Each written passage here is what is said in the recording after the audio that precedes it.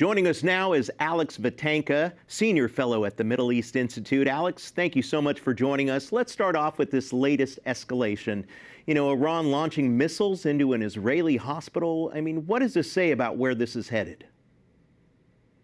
Right. So, first and foremost, great to be with you. Yes. Look, as you know, this is now seventh day of strikes from both sides.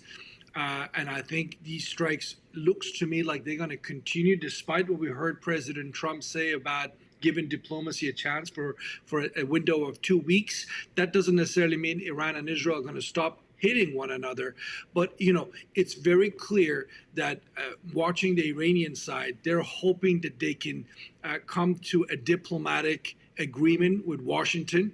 The question is that enough for the Israelis? Because we just heard in your segment before, Prime Minister Netanyahu has a problem with Iran's nuclear program, but in fact has a bigger problem. It's the nature of the Islamic Republic, which is what so many folks in the United States have been nervous about, thinking, what does Netanyahu really want? Is it regime change, or does he just want to deal with the nuclear issue? So that's where we are right now. Now, Alex, does the United States and Israel have the means necessary to back Iran into the corner? And if so, how will the regime respond? So let me just tell you what the Iranian officials themselves are openly saying. They're saying that if this is a fight between Iran and Israel, game on. But if it's a fight where the United States enters on the side of Israel openly, then they're not so sure. And I mean, they have very good reasons to have doubts about their capacity. The outcome of a conflict, military conflict between U.S. and Iran, it's a foregone conclusion. It's a matter of weeks, maybe months, if we're talking about aerial strikes. But if we're talking about regime change, which might require U.S. boots on the ground, that's right. A whole different ball. Now, if the Iranians' nuclear capability was neutralized, what's to stop the regime from building it back up?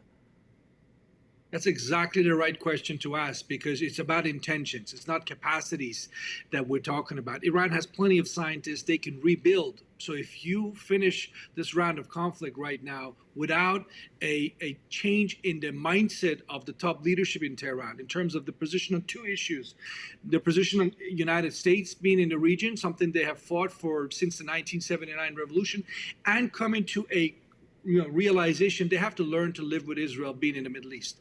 If you get those two concessions from the Iranian leadership, they might just have a chance to survive as a political system going forward. Correct. I mean, we saw what happened in Afghanistan. The United States has the ability to blow things up, but putting it back together, we don't do such a good job with that. And if it does lead to a regime change, what's next for that country?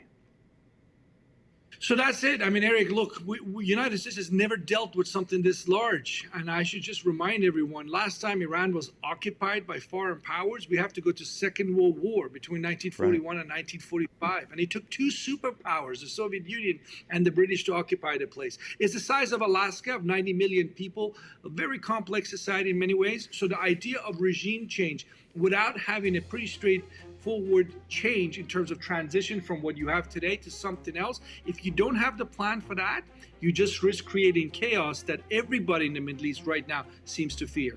Alex Vatanka, thank you so much for your insight. We appreciate it.